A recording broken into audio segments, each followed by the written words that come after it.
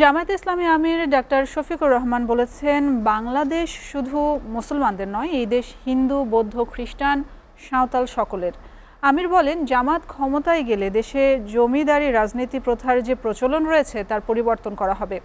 সকালে নওগাঁর এটিএম মাঠে নির্বাচনী জনসভায় তিনি এসব কথা বলেন। নওগাঁ প্রতিনিধি MR রাজকে সাথে নিয়ে জাহিদ হাসানের প্রতিবেদন।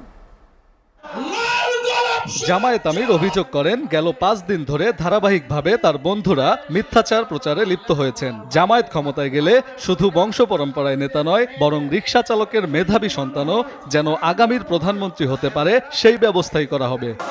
আপনারা জানেন, গত 5 দিন ধরে ধারাবাহিকভাবে আমার উপর মিসাইল নিক্ষেপ করা হচ্ছে। আপনারা জানেন আমার উপর যে মিসাইল মারা হচ্ছে সম্পূর্ণ মিথ্যা, জালিয়াতি। আমার XID হ্যাক করে যারা এই দেশে জনগণের সরকার চায় না, যারা দলীয় পারিবারিক গোষ্ঠীতান্ত্রিক সরকার চায়, যারা এই দেশকে গোলাম বানিয়ে রাখতে চায়, তারা আমার উপরে মিসাইল নিক্ষেপ করেছে। ডাক্তার শফিকুর রহমান বলেন, দেশের সকল নাগরিকের সমান অধিকার ও নিরাপত্তা নিশ্চিত করতে চায় জামায়াত। এছাড়াও ঘুষ, দুর্নীতি বন্ধ সহ বিদেশে পাচার হওয়া অর্থ ফেরত এনে রাষ্ট্রীয় কোষাগারে জমা করার ব্যবস্থা নেওয়া হবে বলে জানান আমির।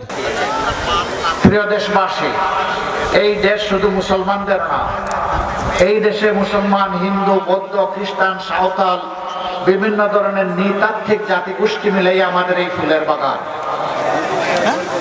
আমাদেরকে যুগ যুগ ধরে বিভিন্ন ভাগে বিভক্ত করে পরস্পরের মুখোমুখি লাগিয়ে রাখা হয়েছে।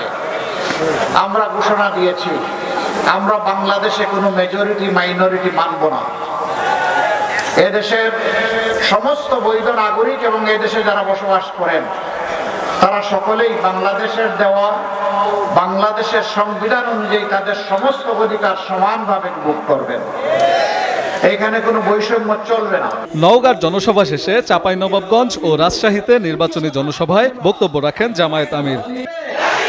ইনশাআল্লাহ। SATV news desk.